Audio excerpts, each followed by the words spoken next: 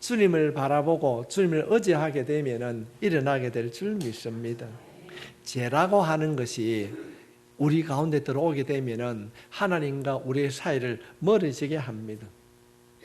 여러분, 하나님과 멀리 있습니까? 가까이 있습니까? 우리가 원죄로 인하여서 우리가 죽을 수밖에 없지만은 예수님께서 이 땅에 오심으로 우리가 지옥 가는 모든 문제를 해결해 주셨습니다. 그러나 우리의 인생을 살아가면서 우리가 짓게 되는 그 자범죄로 인하여서 우리를 지옥으로 가게는 하지 않지만은 하나님과의 관계가 멀어지게 합니다. 하나님께서 약속하신 우리에게 그 풍성한 삶을 빼앗아 가기 때문에 우리는 죄로부터 우리가 회개하고 돌아와야 될 줄 믿습니다. 그래서 죄의 문제는 신속하게 해결해야 됩니다. 하나님께서는 말씀을 살펴보면은 우리에게 풍성하게 누리라고 말씀하고 있습니다. 그런데 생육하고 번성하고 누리라고 했는데 우리가 인생을 살아가면서 왜 누리지 못하고 살아가는가? 이유는 한 가지입니다. 하나님과 내 사이에 죄라고 하는 것이 있기 때문에 거리가 멀어졌다는 것입니다. 우리 죄 안 짓고 살아가는 사람이 있나 그렇게 말할 수도 있습니다. 그러나 그 작은 죄라도 버려두게 되면은 작은 바늘 구멍에 여러분 온유 삭풍이 얼마나 춥게 느껴집니까? 우리가 작은 죄의 문제를 해결하지 아니하면은 나중에는 건널 수 없는 강이 되고 하나님을 잃어버리게 하는 그런 일들이 일어나기 때문에 죄는 작은 것이라도 빨리 해결하는 것이 매우 중요합니다. 오늘 이 말씀을 들으므로 우리 마음속에 어쩌면 우리 생각 속에 남아있는 이 죄라고 하는 이 더럽고 추한 것들이 주님의 보혈로 씻음받고 정결하게 변화될 수 있기를 바랍니다. 사탄 마귀는 끊임없이 우리를 미혹합니다. 그런 거는 괜찮아. 이 사탄 마귀는 우리와 하나님과의 관계를 멀어지게 하고 있습니다. 우리 안에 있는 하나님의 약속하신 그 풍성한 그 기쁨을 빼앗아가는 것입니다. 하나님과의 관계를 파괴하는 가장 무서운 것이 바로 이 죄라고 하는 것입니다. 우리가 이사야서 59장 1절로부터 2절 말씀을 살펴보게 되면은 성경이 이렇게 약속하고 있습니다. 여호와의 손이 짧아 구원하지 못하심도 아니요 귀가 둔하여 듣지 못하심도 아니라 오직 너희 죄악이 너희와 너희 하나님 사이를 갈라놓았고 너희 죄가 그의 얼굴을 가리어서 너희에게서 듣지 않으시게 함이니라. 죄가 있으므로 우리의 기도가 응답되지 않는다는 겁니다. 하나님을 찾을 때 하나님을 만나지 못한다는 것입니다. 인간이 죄를 지어서 가장 비참하게 되는 것이 무엇인가? 하나님과의 관계가 멀어지는 것입니다. 죄로 인하여서 하나님과의 관계가 멀어지는 것이 가장 큰 재앙인 것입니다.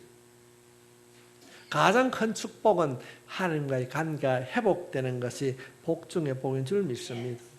그래서 시편 73편 23절 말씀에 보면은 하나님께 가까이 함이 내게 복이라. 내가 주 여호와를 나의 피난처로 삼아 주의 모든 행적을 전파하리이다. 하나님을 가까이 하는 이 복된 자가 될 수 있기를 주님의 이름으로 축복합니다. 하나님과 가까이 하고 있습니까? 자신이 없습니까? 요한복음 1장 1절부터 14절에 있는 말씀에 보면 말씀이 곧 하나님이시라. 말씀을 가까이 할 수 있길 바랍니다. 하나님을 가까이 하는 것이 내게 복이라. 반대로 우리 마음 안에 죄라고 하는 것이 자리를 잡게 되면 하나님을 멀리하게 됩니다. 우리 성경을 살펴보게 되면 이스라엘 백성들이 죄를 짓고 하나님을 싫어하는 것 골라서 하고 있습니다. 우상 섬기고 그렇게 원망하고 불평하지 말라 했는데 원망하고 불평합니다. 그들이 하나님과의 관계가 멀어졌을 때 이방 나라의 침략을 받았고 나라가 분열되고 고통당하는 일들을 우리는 이스라엘 역사를 통해서 알고 있습니다. 국가가 또는 가정이 파괴되는 모습을 보고 있습니다. 그런데도 하나님께서는 그들을 사랑하시기 때문에 선지자들을 보내어서 그들에게 돌아오라고 하십니다. 오늘 이 말씀을 통하여 우리들에게도 하나님과의 관계가 멀어졌다면 하나님께로 돌아오라고 말씀하고 계시는 것입니다. 그래서 호세아 선지자는 호세아서 6장 1절 말씀에 오라 우리가 여호와께로 돌아가자. 하나님께 돌아가자. 여호와께서 우리를 찢으셨으나 도로 낫게 하실 것이요 우리를 치셨으나 싸매어 주실 것임이라. 싸매어 주실 것임이라. 여호와께서 이틀 후에 우리를 살리시며 셋째 날에 우리를 일으키시리니 우리가 그의 앞에 살리라. 하나님이 우리를 찢으신 것이 아니라 그들이 하나님을 떠날 때, 우리가 죄로 인하여서 하나님을 떠날 때 찢어졌고 상처를 받은 것입니다. 그것이 하나님과 멀어진 결과입니다. 돌아오라, 돌아오라. 그리하면 찢으신 것 낫게 하시고 상처 싸매 주시고 셋째 날에 그들을 살려주시겠다고 약속하고 있습니다. 하나님의 목적은 우리를 징계하고 버리는 것이 아니라 돌아오게 하시는 것입니다. 하나님과 멀어지면 영이 죽습니다. 그러나 가까우면 살아나게 될 줄 믿습니다. 죄를 지어서 하나님과 멀어졌다면 영적 전쟁에서 이길 수 없습니다. 은혜 생활을 할 수 없습니다. 멀어지면 말씀이 들려지지 않습니다. 목사가 아무리 말씀을 전한다 해도 그 말씀이 들려지지 않습니다. 예배 시간이 지겨워지는 거예요. 예배 시간이 지겨워지는 거예요. 성도 여러분, 하나님을 가까이 하는 것이 축복이에요. 은혜인 줄 믿습니다. 이것을 가장 잘 알았던 사람이 바로 다윗입니다. 다윗의 관심은 죽을 때까지 하나님 앞에 가까워지는 것이었습니다. 하나님, 내가 내 평생 예배를 드리며 하나님과 가까이 살겠습니다. 하나님, 나를 멀리하지 마옵소서. 여러분 제목에 보면은 시편 51편은 이렇게 기록하고 있습니다. 다윗의 시 인도자를 따라 부르는 노래. 다윗이 바세바와 동침한 후 선지자 나단이 그에게 왔을 때에. 이 51편은 다윗이 잘못을 참여하는 시입니다. 우리가 성경을 통해서 알 수 있는 것은 다윗이 죄를 범한 사실이 나오지 않습니다. 그런 어린 시절부터 목동 때부터 하나님 앞에 신실했습니다. 나단 선지자가 그에게 자신의 죄를 지적하자 그 지적을 받고 하나님 앞에 통회하면서 내가 잘못했습니다라고 불렀던 노래가 이 시편 51편인 것입니다. 우리는 지난 시간을 통하여서 다윗의 행동을 살펴보았습니다. 그렇게 도망다니는 생활, 강자 생활에도 죄를 짓지 않았던 이 다윗이 왕이 되고 난 이후에 고난보다 무서운 것이 형통이라고, 군사들이 전쟁 중인데 그가 우리아의 아내를 범하게 되었습니다. 그런가 하면 자신의 불륜을 감추기 위하여서 남편을 우리아를 전쟁터에 보내고 살인을 교사합니다. 저놈을 죽여라. 당시의 왕으로는 충분히 할 수 있었습니다. 그러나 다윗은 하나님의 사람으로서는 하면 안 되는 것입니다. 우리는 그렇게 하면 안 되는 것입니다. 혹시 여러분 가운데 목사님은 교회 안에 있기 때문에 세상을 잘 모릅니다. 요즘 세상에 죄 짓지 않고 사는 사람이 있습니까? 그렇게 말할 수도 있을 것입니다. 우리는 도전해야 됩니다. 세상 사람들이 그렇게 살아간다 할지라도 예수쟁이는, 극동교회 성도들은 그렇게 할 수 없습니다. 모두가 아니라도 우리는 바르게 정직하게 살아야 될 줄 믿습니다. 다윗이 그렇게 하면 안 되는 것처럼 예수 믿는 사람, 우리는 그렇게 하면 안 되는 것입니다. 다윗은 하나님의 사람이었습니다. 세상 사람들이 다 그렇게 해도 극동교회 성도들은 그렇게 하면 안 되는 것입니다. 달라야 되는 것입니다. 다윗이 범죄함으로 하나님과의 관계가 멀어졌습니다. 다윗과 하나님의 관계가 멀어졌을 때 하나님은 다윗에게 회개하는 기회를 주십니다. 자신의 잘못을 깨닫고 하나님께 회개하고 돌아오라고 말씀하고 있는 것입니다.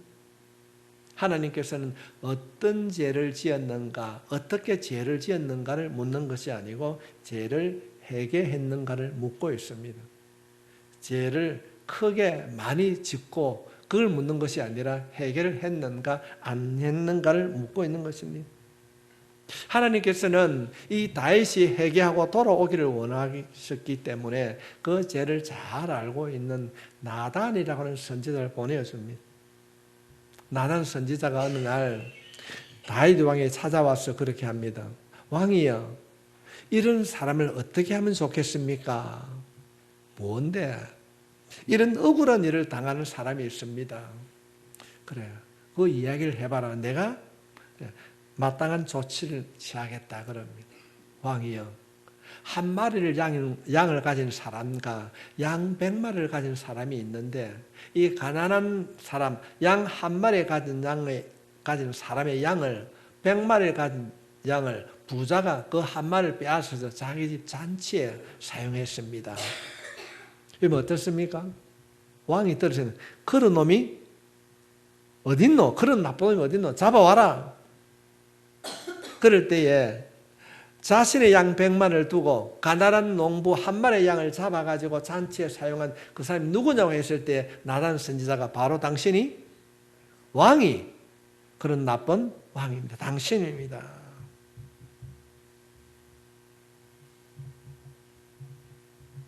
그 나쁜 사람의 왕입니다. 나단 선지자가 말합니다. 왕궁에 수많은 여인들이 많이 있는데 남의 남편 있는 아내를 데리다가 마누라를 삼는단 말이 됩니까? 그런 지적을 하게 됩니다.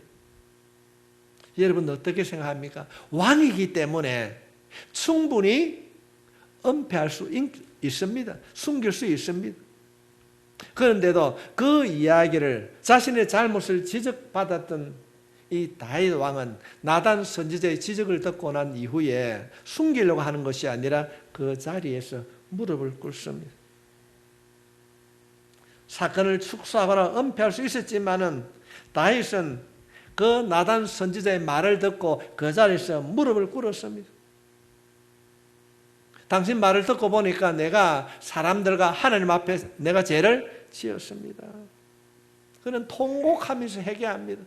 혼자 속닥속닥 말하는 것이 아니라 여러 사람이 듣는 곳에서 눈물로 통회하고 있습니다. 자신의 죄를 숨김없이 여러 사람이 다 듣도록 회개하는 내용이 바로 우리가 다 읽지 아니했지만은 시편 51편입니다. 나단 선지자의 지적을 받고 통회하는 내용이 51편의 내용입니다. 그러면서 다윗이 뭐라고 얘기합니까? 요 이야기를 다 기록해라. 내뿐 아니라 내 후대 모든 사람들이 나의 잘못을 알고 그들이 잘못에 빠지지 않도록 기록해라. 그렇게 말하고 있는 것입니다. 그러면서 그가 하는 내용이 뭡니까? 하나님, 내 기도를 외면하지 마십시오. 내가 잘못했습니다. 사람들의 인식이나 자신의 체면보다는 하나님의 얼굴이 더 소중함을 고백하고 있습니다. 내 인생의 강야보다 내 영혼의 강야가 더 무섭습니다. 내 삶의 강야는 견딜 수 있지만 하나님이 없는 영혼의 강야는 내가 견딜 수 없습니다. 그 영적 삶의 무게를 두고 있는 이 다윗의 고백, 우리가 본받아야 할 고백인 줄 믿습니다. 사람의 눈치 보는 것이 아니라 하나님의 눈치를 보는 이 다윗의 모습. 다윗은 알았어요. 자신이 가지고 있는 모든 명성 다 잃어버려도 하나님을 가까이 하면은 하나님께서 회복시켜 주실 것이다. 내가 하나님을 가까이 하는 것이 내 삶의 복이라는 것을 알았습니다. 내가 얻은 왕이란 것, 모든 것 다 잃어버려도 하나님을 잃어버리면 모든 것을 잃어버리게 된다는 것을 다윗은 알았습니다. 다윗은 숨기는 것, 외면하는 것, 은폐를 선택한 것이 아니라 회개를 선택했습니다. 우리가 오늘 이 말씀 속에서 꼭 기억해야 될 것은 무엇입니까? 누군가 나의 죄를 지적하고 나의 허물을 덜치워내었을 때 대항하거나 숨기거나 변명하는 것이 아니라 먼저 하나님 앞에 회개하는 자로 살아갈 수 있기를 주님의 이름으로 축복합니다. 오늘 말씀해 보면은 다윗은 회개함으로 빼앗기지 않는 것이 있습니다. 그 첫 번째가 11절 말씀에 기록되고 있습니다. 나를 주 앞에서 쫓아내지 마시옵고 주의 성령을 거두지 마시오. 성령을 거두지 마시오. 다윗은 쫓겨다니면서 사울이 하나님께 범죄함으로 성령이 떠남으로 어떤 삶을 살아가는가, 그의 비참한 삶을 보았습니다. 우리 주변에도 처음에는 능력 행한다고 그렇게 하던 사람들이, 치유하고 병자를 고쳤던 사람들, 성령 운동했던 사람들이 그들 가운데 나중에는 성령의 역사를 경험하지 못하고 참 부끄러운 삶을 살아가는 사람을 많이 보게 됩니다. 목회자들도 그렇게 목회를 잘했는데 은퇴를 앞두고 작은 욕심 때문에 부끄러운 일을 하는 사람들을 보고 있지 않습니까? 성도 여러분, 잘못되었다면 회개할 수 있기를 바랍니다. 회개할 때 하나님께서 완벽하게 회복시켜 주실 줄 믿습니다. 성령은 우리 안에 늘 계시지만은 죄와는 함께 할 수 없습니다. 죄를 회개하고 성령을 경험할 때 놀라운 일들이 일어나게 될 줄 믿습니다. 다윗은 알았어요. 하나님, 내가 회개합니다. 내가 잘못했습니다. 내 안에 있는 성령을 거두지 말아 주십시오. 성령을 거두지 말아 주십시오. 성령의 능력 없이는 살아갈 수 없습니다. 여러분, 이렇게 살겠습니까? 빈자가 이렇게 많은데도 성령을 구하지 않겠습니까? 성령이 너에게 임하시면 너희가 권능을 받고, 하나님의 권능으로 주님 이 제단이 채워지길 원합니다. 하나님의 권능으로 내 가정이 새로워지길 원합니다. 가라앉은 심령을 엎드릴 때마다 응답해 주실 줄 믿습니다. 우리가 성령의 능력을 구합시다. 그러면 반드시 이루어질 줄 믿습니다. 하나님 지금도 살아계신 줄 믿습니다. 다윗의 그 해결을 받아주시던 그분이 우리의 아버지신 줄 믿습니다. 두 번째로 다윗은 구원의 즐거움을 빼앗기지 않았습니다. 12절 말씀에 주의 구원의 즐거움을 내게 회복시켜 주시고, 구원의 즐거움을 회복시켜 달라는 것입니다. 구원을 받는 것과 구원의 기쁨을 누리는 것은 다릅니다. 이전에 받게 된 구원의 기쁨이 아니라 날마다 받아 누리는 기쁨인 줄 믿습니다. 계시지만은 우리가 오후에 별로 사람이 많지는 않지만은 구원의 기쁨이 가득한 줄 믿습니다. 우리 드라마처럼 김 집사님 기쁘는 거예요. 그 옆에서 우리 가윤이가 머리를 끄덕끄덕 구원의 기쁨이 있지 않습니까? 우리가 살아가면서 순간 우리가 죄를 짓게 되면은 그 죄가 내 안에 있게 되면 구원의 기쁨을 뺏어가 버립니다. 한순간 사라지는 것입니다. 그래서 똑같이 예배를 드리지만은 구원의 기쁨이 있는 분이 있는가 하면은 구원의 기쁨을 빼앗긴 자들도 있습니다. 손뼉을 치는데 그냥 치는 사람이 있습니다. 그냥 하면 기쁨으로 드리는 찬송도 있습니다. 우리가 하나님 앞에 부끄러운 신앙의 삶을 살게 되면 신앙에 즐거움이 없습니다. 오늘 이 말씀을 통하여서 기도할 때마다 찬송할 때마다 하나님 내 안에 구원의 기쁨을 회복시켜 주시옵소서. 그 구원의 기쁨이 회복되어지면 놀라운 일들이 일어나게 될 줄 믿습니다. 세 번째로는 15절 말씀입니다. 주여 내 입술을 열어주소서. 내 입이 주를 찬송하여 전파리이다. 성도 여러분, 죄를 짓고 회개하지 아니하면 찬송이 사라집니다. 그래서 우리가 오후 예배 때 드리는 찬송이 너무너무 중요합니다. 우리가 손뼉치며 찬양할 때 우리 가운데 있는 어둠의 영이 떠나가게 될 줄 믿습니다. 때는 질병도 사라지게 될 줄 믿습니다. 찬양하면 회복이 일어나는 거예요. 기도하고 말씀 들을 때보다 때로는 찬양할 때에 눈물이 흐를 때가, 회개의 눈물이 흐를 때가 얼마나 많이 있습니까? 주님여 이 손을 꼭 잡고 가소서. 우리가 눈 감고 기도할 때, 손들 때에 우리의 마음속에 흐르는 눈물을 경험하지 아니했습니까? 하나님의 만져주심, 찬송할 때에 하나님의 만져주심을 경험하게 되면 치유가 일어나게 됩니다. 그래서 우리가 찬양할 때 할 수만 있다면 힘써 우리가 찬양하는 거예요. 찬송이 사라지면, 기쁨이 사라지면 회개해야 될 줄 믿습니다. 좀 어르신들 듣기는 이해가 좀 안 되지만 영적 사이코가 있습니다. 회개하지 않고 손뼉치고 회개하지 않고 예배 드리는 사람이 얼마나 많은지 모릅니다. 하나님은 모든 것을 알고 계십니다. 하나님이 귀신같이 알고 있어요. 보고도 계시고 듣고도 계신 줄 믿습니다. 우리가 뜨겁게 우리가 두 손 들고 손뼉치며 찬양할 때 회개의 역사가 일어나게 될 줄 믿습니다. 어둠의 영이 떠나가게 될 줄 믿습니다. 다윗이 이런 고백의 기도를 드리고 있는 겁니다. 주님, 내 입술에 찬양이 사라지지 않도록 나를 지켜달라고, 나의 죄를 용서해달라고 기도하고 있는 것입니다. 그런가 하면은 다윗은 예배를 빼앗기지 아니했습니다. 19절 말씀에 보면은 그때에 주께서 의로운 제사와 번제와 온전한 번제를 기뻐하시리니, 번제와 온전한 번제, 예배를 빼앗기지 아니했다는 건, 다윗은 하나님이 받지 아니하시는 사울의 제사를 보았습니다. 주님, 내가 회개하고 나가오니 나의 예배를 받아주시옵소서. 한 시간 나왔다고 하나님 받으시지 않습니다.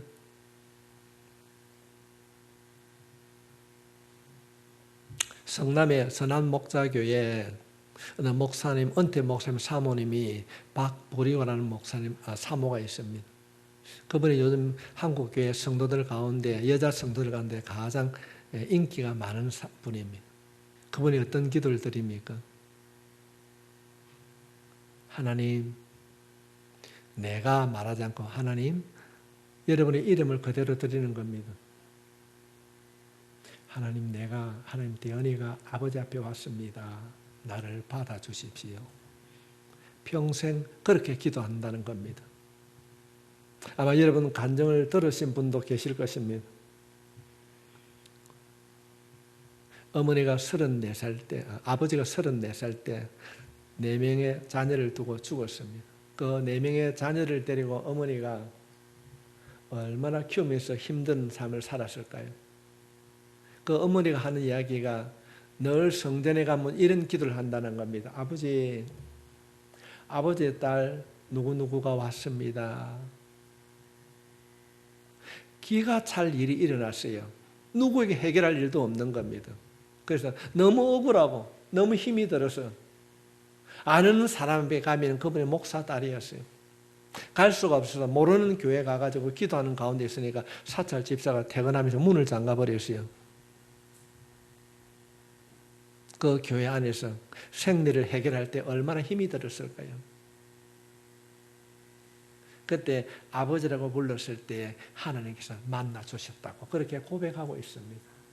우리 극동교회 모든 성도들이 진심으로 하나님을 만나는 인격적 만남의 역사가 일어나기를 바랍니다.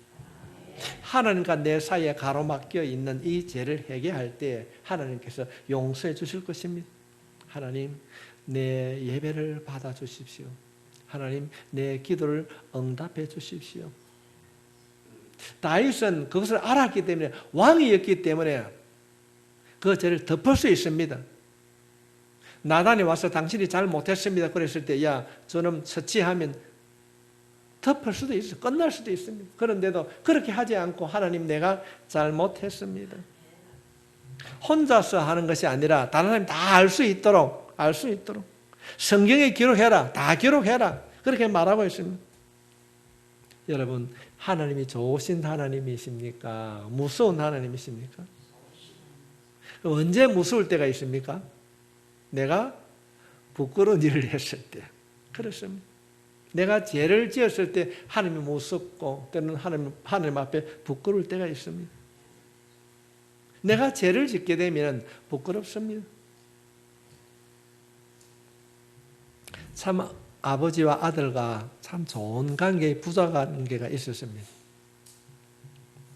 어느 날 학교 갔다 돌아온 아들이 친구가 어떤 오락기를 가지고 있었어요. 그러니까 아버지한테 사달라고 그러면 안 사줄 것 같아요. 그냥 그래 참고 지나가는데 어느 한 날 보니까 아버지 책상 위에 돈이 떡 있는 겁니다. 평소 같았으면은 학교 갔다 오면 아버지 만나서 외식 따고 어디 가기도 하고 그랬는데 그 돈을 살짝 훔쳤어요. 마음에 꺼리낌이 오니까 아버지가 그날도 너 몇 시 집에 오나 아빠하고 어디 가자 이러니까 마음이 어땠을까요? 핑계를 대는 거예요. 아버지는 오늘 친구하고 모임이 있어서 오늘 좀 늦게 들어갑니다. 그러면 그 일들이 인하여서 자꾸 핑계를 대고 아버지의 관계가 멀어지게 됩니다. 결국은 가출을 하게 됩니다. 우리가 하나님 앞에 회개하지 아니하면은 하나님과의 관계가 멀어지는 것입니다. 우리가 찬송가 527장 말씀을 보게 되면은 나간 자식 돌아오기만 밤새 기다리신다오 어서 돌아오 어서 돌아오노. 우리가 범죄하고 우리가 잘못되었다 할지라도 돌아오기만을 기다리신 그 아버지를 믿으면 돌아가게 될 줄 믿습니다. 아무것도 아니고 훔칠 수도 있어요. 아버지 내가 욕심이 생겨서 순간 실수했습니다. 그런데 아버지가 용서하지 않았을까요?